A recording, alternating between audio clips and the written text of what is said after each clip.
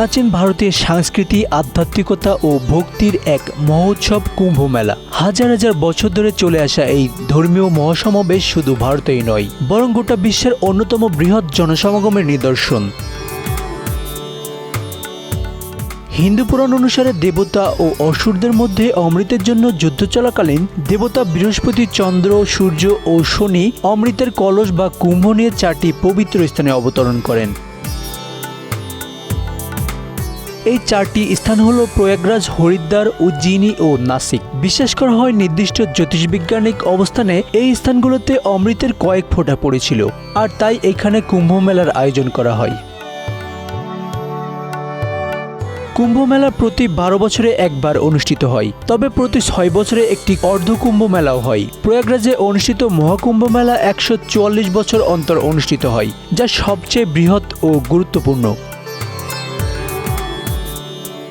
কুম্ভ মেলায় লাখ লাখ তীর্থযাত্রী, সাধুসন্ত, আখড়ার মহন্তগণ, ধর্মপ্রাণ মানুষ ও পর্যটকরা অংশ নেন। তাদের বিশ্বাস এই সময়ে গঙ্গা, যমুনা ও সরস্বতীর সঙ্গমস্থলে স্নান করলে জীবনের সব পাপ মোচন হয় এবং মোক্ষ লাভ সম্ভব।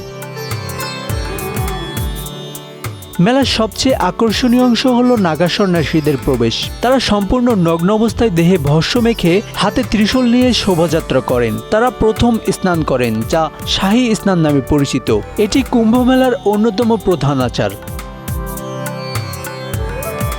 কুম্ভ মেলায় শুধু স্নান নয়, নানা আধ্যাত্মিক কার্যক্রমও অনুষ্ঠিত হয়। ধর্মীয় আলোচনা, যজ্ঞ, ভাগবত কথা, যোগচর্চা ও কীর্তন সব মিলিয়ে এটি এক বৃহৎ ধর্মীয় মিলন মেলা। এই মেলা শুধু ধর্মের জন্যই নয়, সংস্কৃতি, ঐতিহ্য ও ব্যবসার ক্ষেত্রেও গুরুত্বপূর্ণ।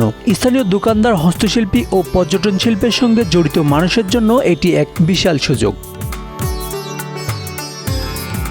এই অনন্য ধর্মীয় ও সামাজিক সমাগম শুধু ভারত নয়, বিশ্বের নানা দেশ থেকে ভক্ত ও পর্যটকদের আকর্ষণ করে। এটি কেবল আধ্যাত্মিকতা নয়, মানুষের ভ্রাতৃত্ববোধ ও ঐক্যের প্রতীক।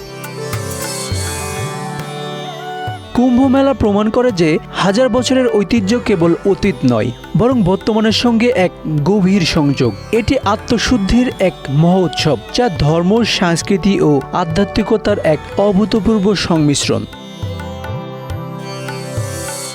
Ashanur Rahman Mithu, Bangla affairs, news desk.